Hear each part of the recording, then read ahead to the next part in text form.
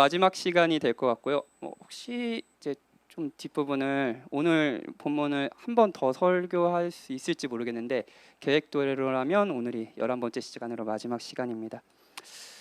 바울의 기도를 통해 이제 기도를 배워보고요. 그리고 한편으로 우리가 어느 나라, 어떤 통치를 받고 있는지, 누구의 통치를 받고 있는지를 확인하며 이제 기도라는 방식으로 하나님의 나라를 누리는 시간이 되길 바랬고요. 여러분에게 금요 기도회라는 시간이 그런 시간이었길 바랍니다. 오늘은 로마서입니다. 로마서 많이들 좋아하시죠? 저도 참 많이 좋아하는 성경인데 이 성경은 로마라는 도시에 있는 그리스도인들에게 당연히 쓰였겠죠. 그러니까 로마서겠죠. 로마는 여러분들이 이제 잘 알듯이 당시 엄청난 영향력을 끼치고 있었어요. 이스라엘도 로마라는 큰 제국의 속국이었고요. 바울이 전도 여행을 다녔던 모든 지역이 예외 없이 로마 제국의 속국이었습니다. 다스림을 받았어요. 그리고 로마라는 이 도시는 사실 그 로마 제국의 아주 중심지였고요. 정치, 경제, 문화, 사상에 절대적으로 영향을 끼치는 모든 것의 중심지, 그것이 로마였어요.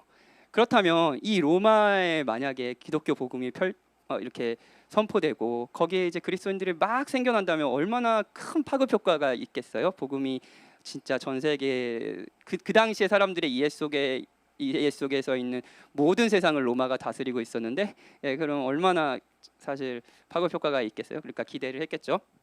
그것이 이제 로마였어요. 그런데 오늘 로마서를 쓰기 전까지 사실 바울은 로마를 한 번도 가본 적이 없습니다. 그런데 바울에게 전도를 받은 그리스도인들이요, 이제 그리스도인들 중에서는 로마에 있다가 이렇게 이제 온 사람들이 있었거든요. 그러니까 다시 로마로 돌아갔을 거 아니에요. 그런 사람들이 이제 돌아가서 이제 바울이 가지도 않았는데도 막 거기서 전도하고, 그래서 로마에 교회가 생겼습니다. 그리스도의 공동체가 생긴 거예요. 그리스도인들의 공동체가요. 바울 진짜 기뻤겠죠. 로마에 자기 가지도 않은데 생겼으니까요. 그러니까 이제 막 그들에게 가고 싶어 했고요. 그리고 특히 제3차 전도 여행 때 이제 고린도라는 도시에 머물러서 이 로마서라는 편지를 씁니다. 기독교의 본질, 복음의 본질을 이렇게 잘 상세하게 쓴 이제 서신이라고 할 수 있죠. 그리고 이제 3차 여행은 어떤 목적이 있었냐면요, 바울이 예루살렘에 이 얘기는 하도 들어서 아시는 분도 계실지 모르겠는데, 예루살렘에 큰 기근이 있었습니다. 근데 그 당시 기근은 그냥 이렇게 며칠 굶는 이 정도가 아니었어요. 그냥 진짜 막 사람들이 죽는 거예요. 그런 예루살렘에 이제 기근이 일어나가지고 사람들이 굶어 죽는 지경에 이르렀습니다. 그러니까 바울이 자신이 세운 교회를 돌아다니면서 구제헌금을 걷습니다. 한 번도 보지도 못했던 예루살렘의 교회와 예루살렘의 성도들을 위해서 이제 구제를 하자고 바울이 돌아다니면서 구제헌금을 걷습니다. 그러다가 이제 고린도에 머물러서 이제 편지를 쓰는 거죠. 그게 로마서입니다. 그런데 지금까지 다른 서신, 우리가 쭉 지금 10번 정도 이제 바울의 기도를 살폈는데, 기도의 대부분이 어떤 기도였냐면요, 바울이요 편지를 받는 교회를 위해서 하는 기도였어요. 지난주 에베소서의 기도도 사실 에베소서의 교인들을 위해서 바울이 하는 기도였잖아요. 근데 오늘은요 로마에 있는 교인들에게요 바울이 기도 부탁을 하고 있습니다. 나를 위해서 이렇게 기도해줘라라고 기도 부탁을 하고 있어요. 조금 더 자세히 이야기하면 나를 위해서 이상으로 내가 하려는 사역을 위해서 기도해달라고 부탁을 합니다. 바울은 사명이 있었고요. 이 사명을 완수하기 위해서는 기도가 필요하다는 걸 알았습니다. 그러니까 아까 로마 사람들 봤다고요? 못 봤다고요? 보지도 못한, 그렇지만 그리스도를 마음에 주로 믿는 그들에게 기도 부탁을 하는 거죠. 정말 중요한 일이니까요. 정말 한편으로는 자기가 완수할 수 없을 것 같은 부담감을 갖는 사명이니까요. 그러니까 기도 부탁을 하겠죠. 이 부분을 생각해 볼게요. 자, 오늘 다들 기도하러 모이셨죠? 그렇죠? 예, 저도 기도할 겁니다. 어떤 기도를 하고 싶으신가요? 오늘 기도에 올 때 그냥 금요일이니까 기도하러 가자라는 마음으로 아주 습관적으로 오셨다면 잘하셨습니다. 그런 습관 아주 좋습니다. 그런데 이제 피곤한 몸을 이끌고 교회 이렇게 기도하러 가자라고 했을 때 오늘은 좀 이런 기도를 좀 하고 싶다, 이런 마음들이 있으셨을 것 같아요. 여러분 어떤 기도를 하고 싶어서 이 자리에 오셨나요? 우리의 기도를 들어보면요, 우리가 어떻게 기도하는가를 들어보면요, 우리가 지금 나의 현 상황을 어떻게 파악하고 있고 어떤 목표로 살아가는지 알 수 있습니다. 예. 제가 가족이 건강하길 위해서 기도하겠죠? 좋은 기도예요, 나쁜 기도예요? 좋은 기도죠. 당연히 해야 되는 기도죠.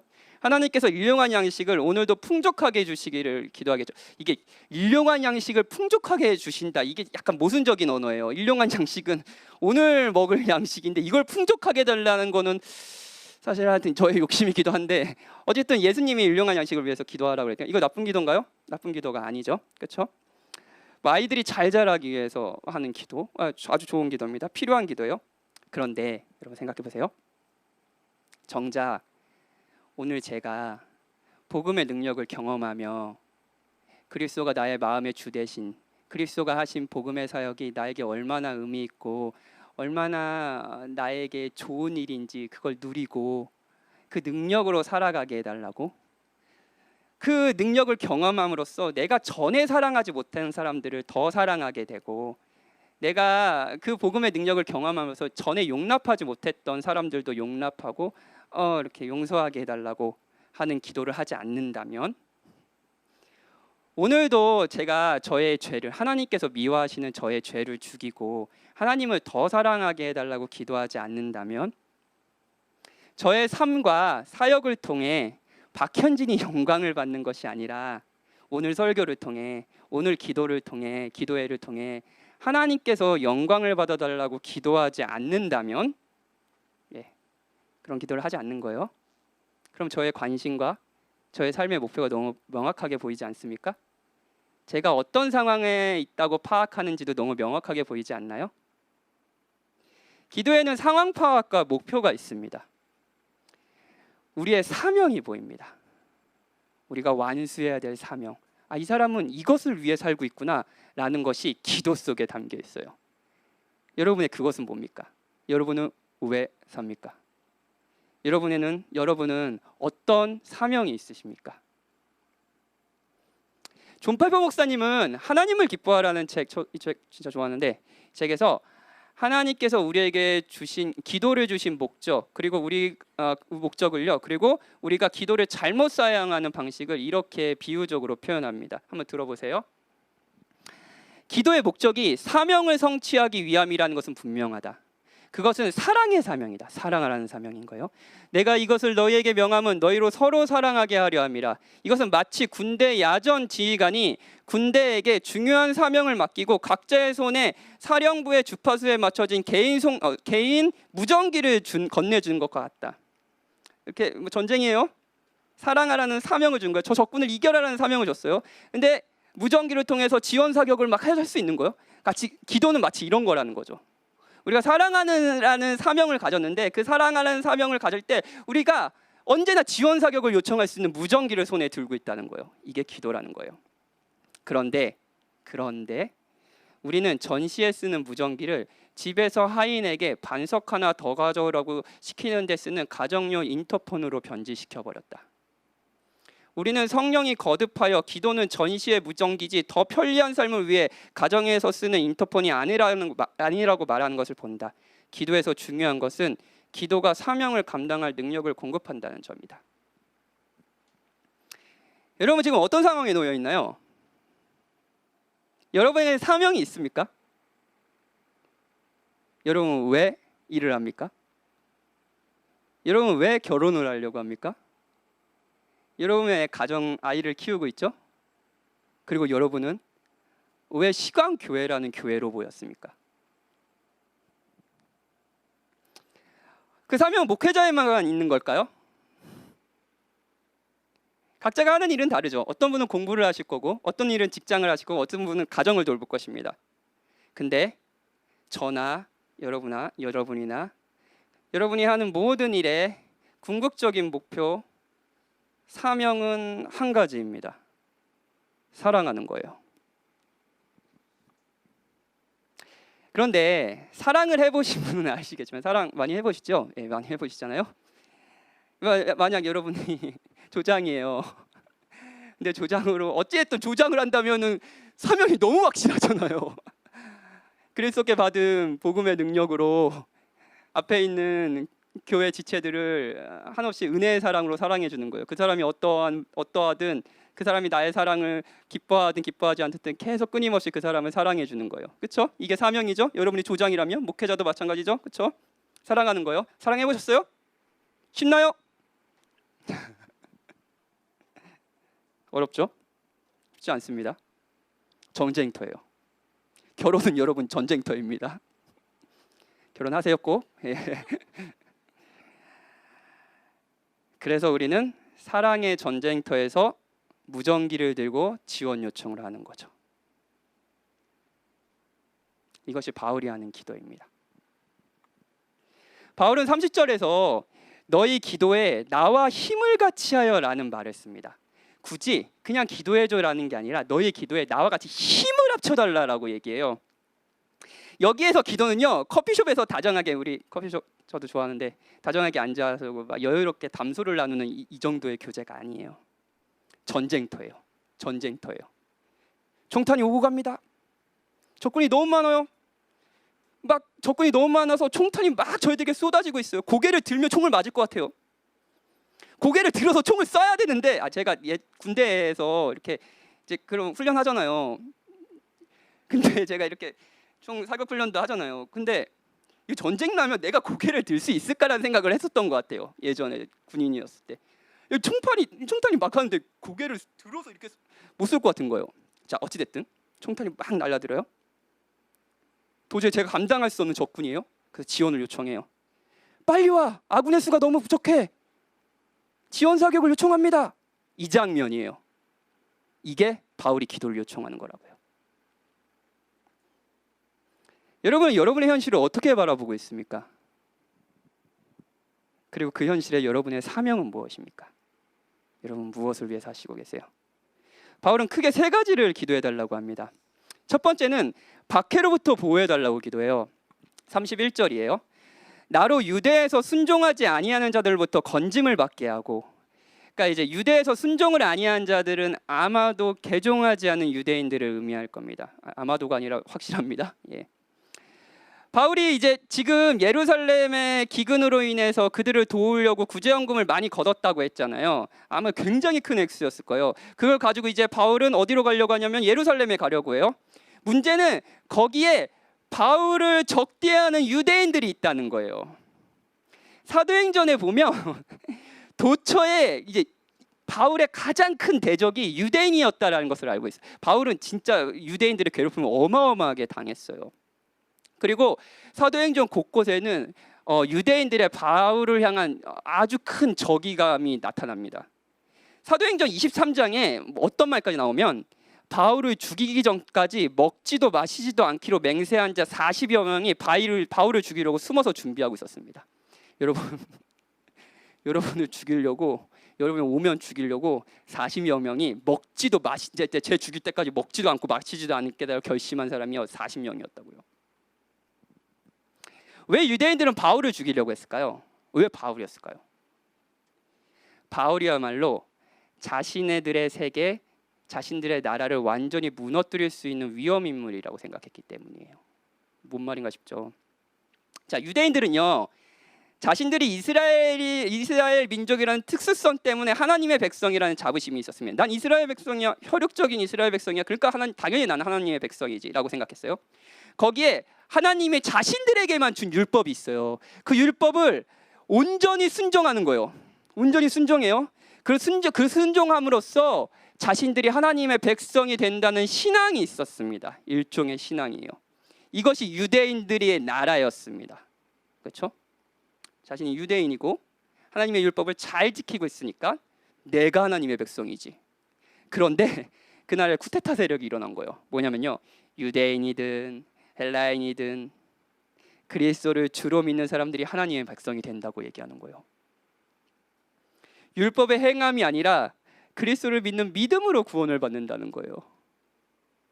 율법을 잘 온전히 지킬 수 있는 사람은 아무도 없고, 우리 모든 사람은 유대인이나 헬라인이나 거룩하신 하나님 앞에 죄인이고 하나님 앞에 설 수 없는 자들인데, 그리스도가 우리의 죄가 되어 십자가에 죽으시고 우리를 의롭다 하시기에 부활하셨기 때문에 그리스도를 마음의 구주로 믿는 사람들은 유대인이든 헬라이든 누구든 구원을 받는다는 거예요.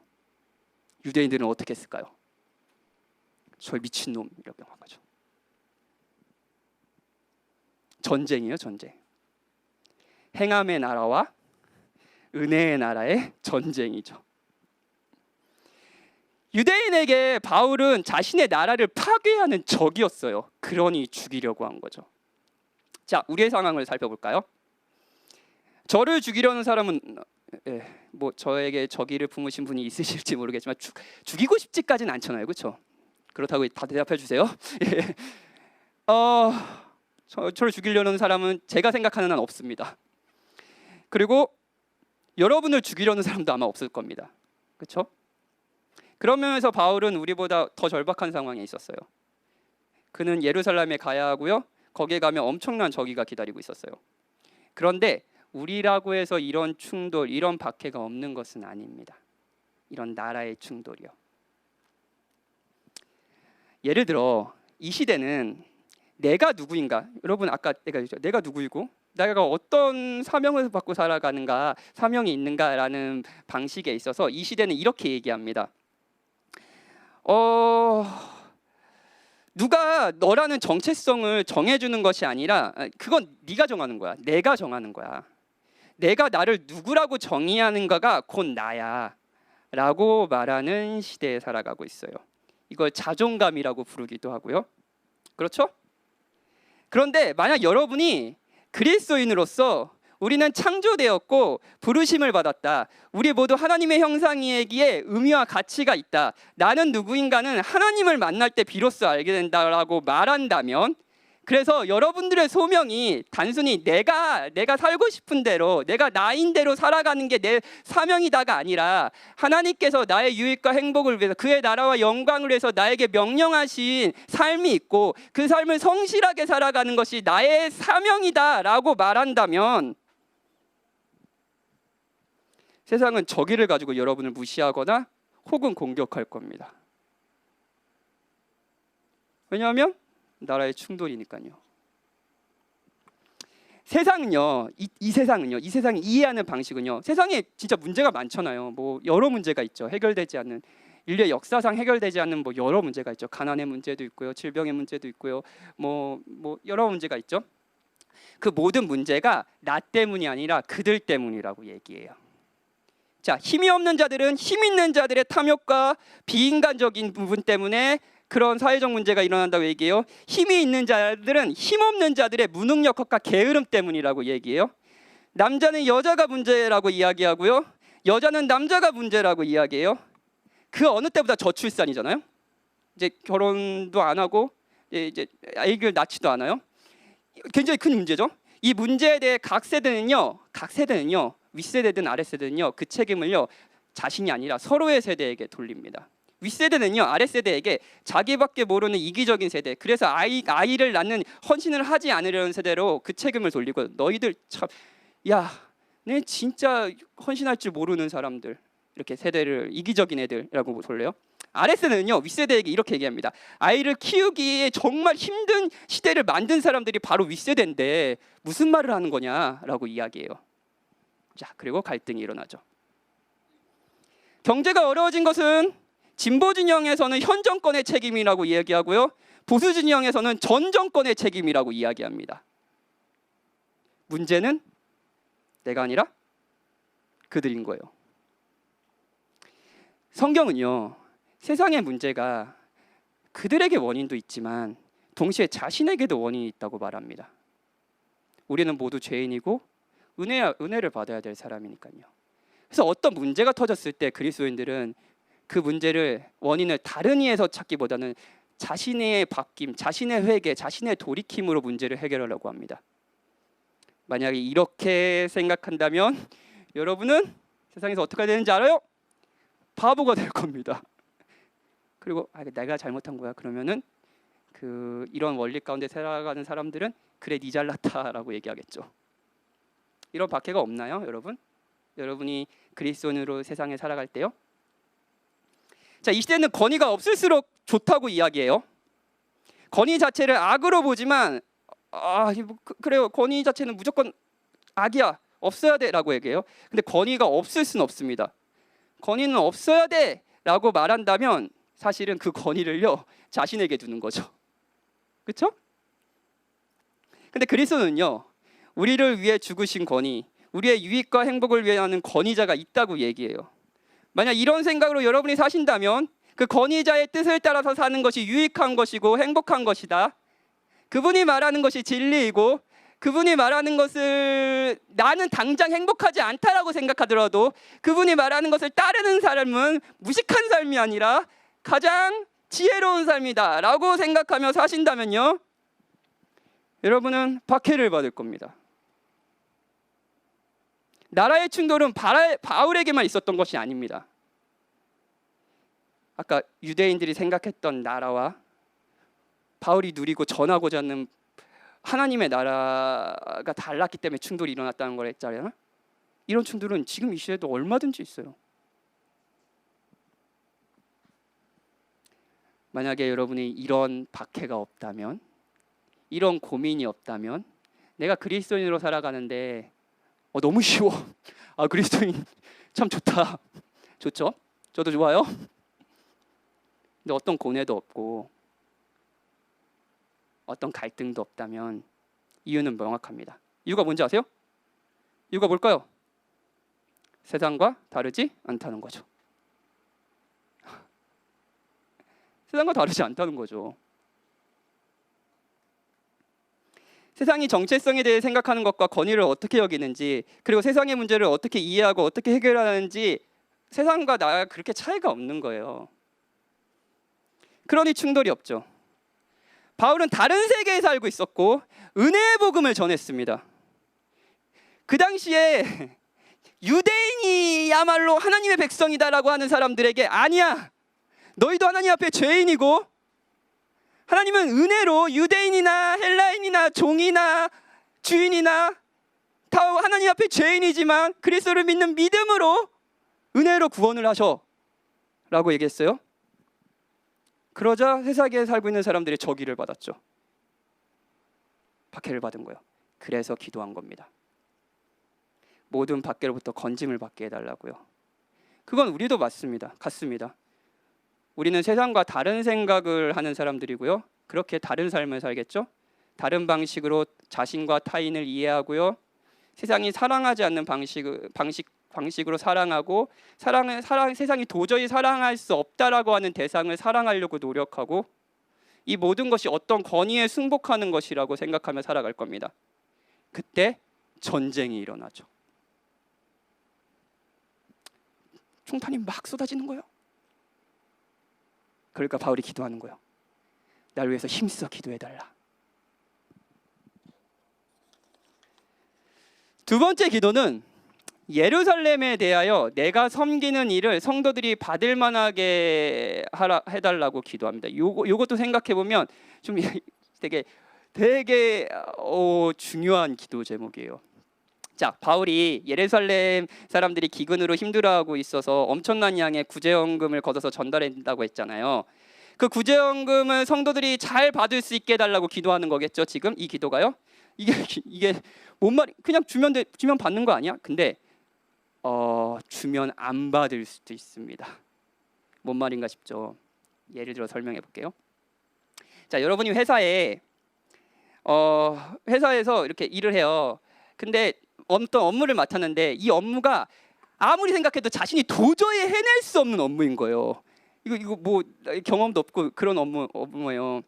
근데 어떤 신입사원이 그 정도에 되게 이렇게 되게 막 무시하고 막 일 못한다고 했던 애가 자신을 도와주겠다고 하는 거예요. 그 신입사원이 이 일을 할 수 있다라는 능력이 있다는 거예요. 자, 그렇다면 그 신입사원에게, 여러분이 무시하셨던 그 신입사원에게 도움을 요청하시겠습니까? 다양한 답변이 나오겠죠. 어찌됐든 내가 하는 데까지 해보겠습니다라고 생각하는 분도 계실 거고, 당연히 요청해야죠. 신입사원이고 뭐고 무릎을 꿇더라도 필요하겠죠. 했을 거예요. 근데 어떤 분에게 쉽지 않을 겁니다. 그렇죠? 왜냐하면 자존심을 내려놔야 되잖아요. 바울은 사랑하려고 하고 있어요. 보지도 못한 예루살렘에 있는 사람들이 굶어 죽으니 자신이 세운 교회를 돌아다니며 구제헌금을 걷습니다. 이렇게 하는 것도 은혜가 필요하죠. 그렇죠? 헌금을 걷고 전달하는 것도 은혜죠. 그런데 그 선물을 받는 것에도 은혜가 필요합니다. 이 선물을 받음으로써 자신이 잘못되었다는 것과 상대가 옳다는 것을 인정해야 될 때도 있거든요. 아까 신입사원과 얘처럼요. 내가 그동안 얘를 무시했던 게 잘못된 거였구나 라는 방식이요. 자, 여러분이 전도를 한다고 합시다. 전도를 하는 것의 동기는 뭔가요? 자, 사랑이죠. 전도야말로 우리가 아주 적극적으로 세상을 사랑하는 방식이죠. 그렇죠? 하나님의 명령대로요. 사랑하지 않으면 전도도 하지 않을 거예요. 여러분이 전도를 한다면 그리스도가 누구시고 그리스도가 어떤 일을 하셨는지, 그분을 구주로 믿으면 어떤 변화가 생기는지 이야기하는 거예요. 그리고 여러분이 그 얘기를 한다면 여러분은 그 사람에게 줄 수 있는 가장 영광스럽고 큰 선물을 주려고 하는 겁니다. 그렇죠? 예, 여러분이 돈도 줄 수 있죠. 근데 돈보다 훨씬 더 가치 있는 걸 주려고 하는 거예요. 영원한 생명이니까요. 그렇죠? 예. 그런데 상대가 거절을 합니다. 거절을 해요. 바울이 예루살렘에 있는 사람들을 살리려고 돈을 가지고 왔는데, 그래서 예루살렘의 사람들에게 그것이 유일한 생명이잖아요. 이걸 받으면 살 수 있는데 이걸 받지 않으면 죽는 거잖아요. 근데 그들이 거절할 수도 있는 거예요. 이 선물을 받는다는 건 일종의 자기 부인을 의미하는 거니까요. 그래서 선물을 거부하는 일들이 벌어지는 거예요. 바울은 이것을 알았습니다. 그래서 자신이 섬기는 일을 성도들이 받을 만하게 해달라고, 그들이 받게 해달라고, 기쁨으로 받게 해달라고 기도하는 거죠. 그리고 여러분이 어떤 이에게 어떤 일을 너무 사랑하고 호의를 베푸자 전도하고자 한다면, 그리고 그 사람에게 그리스도의 은혜의 사랑을 보여주는 방식으로 사랑하려고 한다면, 여러분은 이런 기도를 하게 될 겁니다. 나의 이 사랑을 그가 알게 해주시고 그가 받아 누리게 해주세요. 바울이 그 기도를 하고 있는 거예요. 호의를 베푸는 것에도 은혜가 필요하지만 호의를 받는 것에도 은혜가 필요하니까요. 사역을 하면서 이 두 번째 기도를 얼마나 많이 하는지 모릅니다. 어쨌든 저는 하나님의 말씀을 전하고 영혼들을 돌보고 사랑해 주려고 나름대로 노력하고 살고 있어요. 근데 그게 거절되는 저의 사랑과 호의가 무시당하고 거절당하는 아픔을 여러분이 아십니까? 예. 제가 사랑하게 해달라고 기도하지만 동시에 그 사람이 제 사랑을 받게 해달라고 기도하는 거죠. 바울은 정말 전쟁터에 있죠. 세 번째 기도는 32절입니다. 너희에게 나아가 너희와 함께 편히 쉬게 하라. 그러니까 로마로 가게 해달라는 기도예요. 이것 역시 바울의 사명과 연관되어 있습니다. 그냥 쉬려고 하는 게 아니에요. 여기 쉰다고 해서 그냥 바울이 로마 가서 좀 너무 힘든가? 로마 가서 좀 쉬고 싶은가? 이렇게 생각할 수 있는데 이게 그냥 쉬려고 하는 게 아니에요. 15장 위에 보면 23절과 24절에 이렇게 로마로 가고 싶어하는 얘기를 이야기합니다. 그게 뭐냐면 바울이 로마를 방문하는 계획을 이야기하는데 예전부터 서바나라는 곳에 가려고 했어요, 바울이요. 근데 서바나는 지금의 스페인입니다. 그러니까 그 당시에 스페인이 유럽 대륙에서도 가장 끝에 있잖아요. 그러니까 그 당시에 사람들은 가장 세상의 끝, 땅 끝이라고 생각할 수 있는 지역이 서바나, 스페인이었어요. 그러니까 바울은요, 정말로요, 그 당시 사람들이 세상이라고 생각하는 모든 곳에 복음이 퍼지길 바랬습니다. 이것이 바울의 소망이었어요. 그리고 서바나로 갈 때, 이제 서바나로 가는 길에 로마가 있거든요.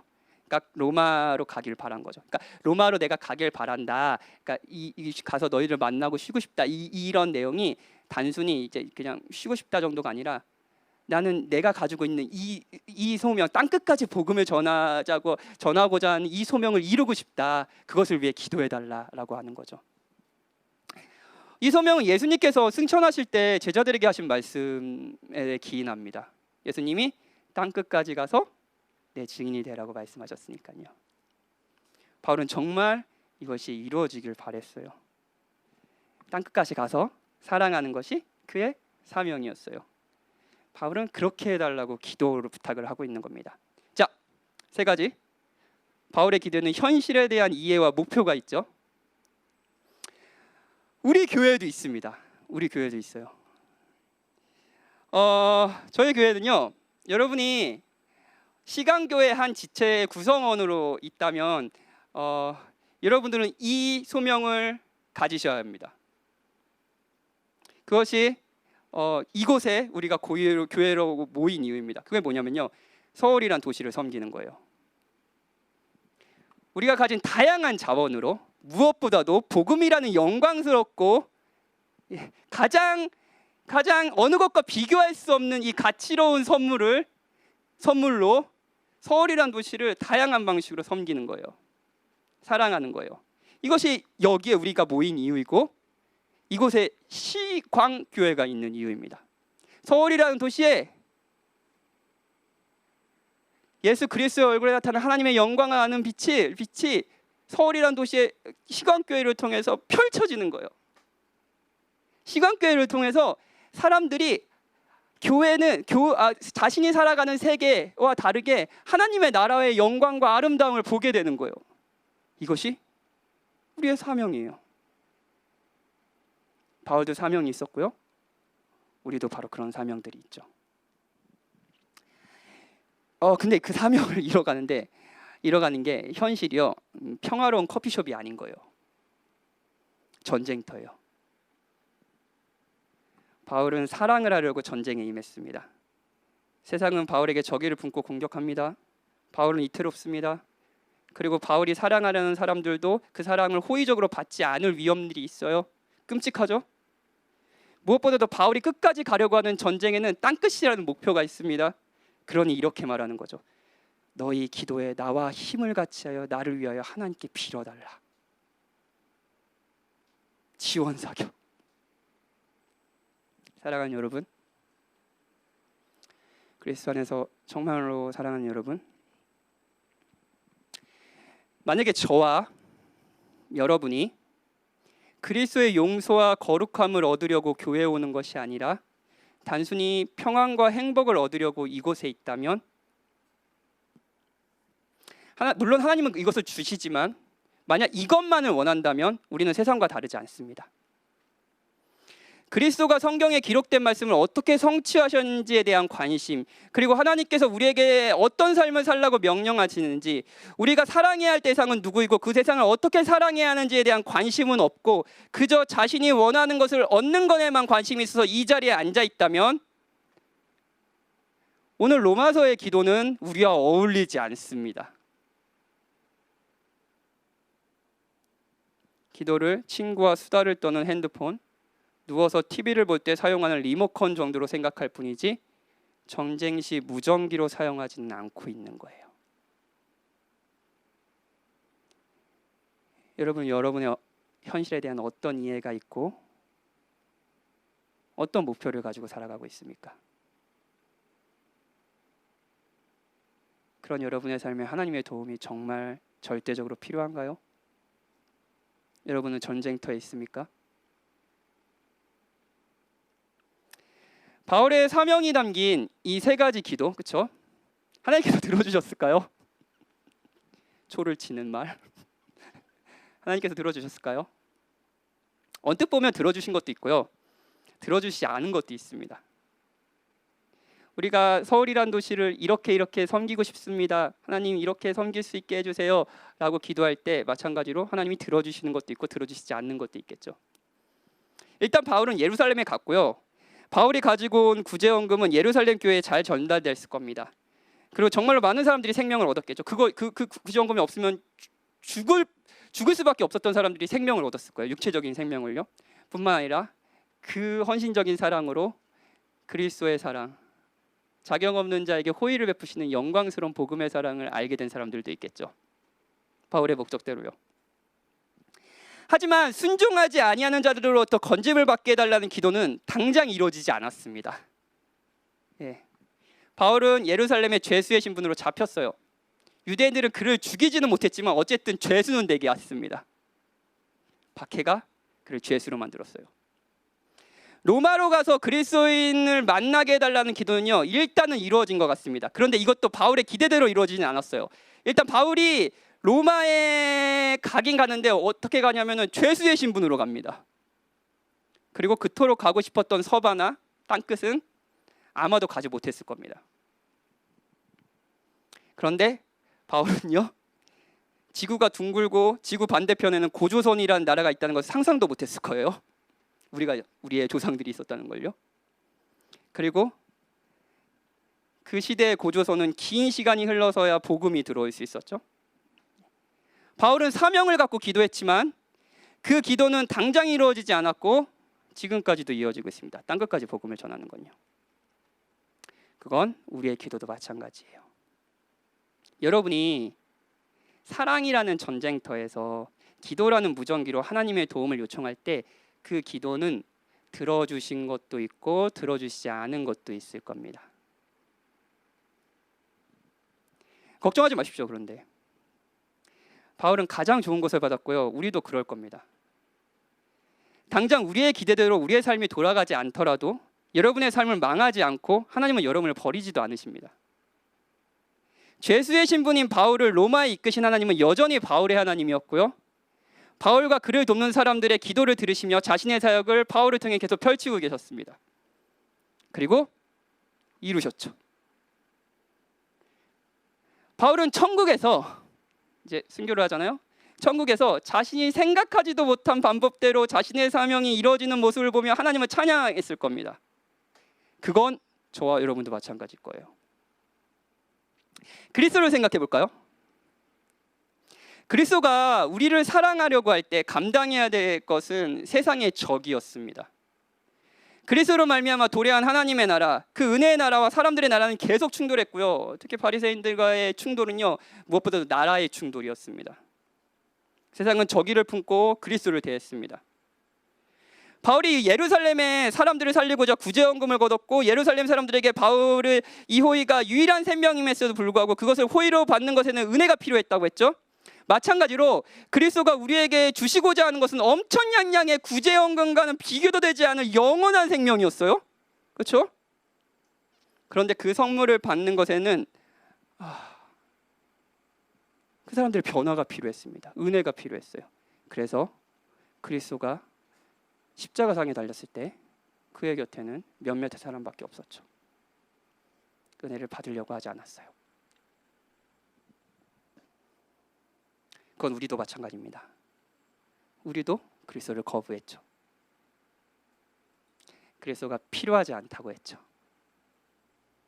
그러나 그리스도는 포기하지 않으셨고 우리를 얻으셨어요. 복음서에서 보면 예수님이 기도하셨다는 말이 수없이 나옵니다. 수없이 나와요.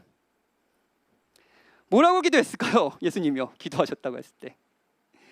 기도하셨다는 언급은 있지만 구체적으로 기도의 내용이 적혀 있지 않기 때문에 잘 알지는 못하지만 하나 확실한 건 예수님의 기도도 커피숍에서 한가하게 누리는 평화가 아니었고 전쟁터였다는 겁니다.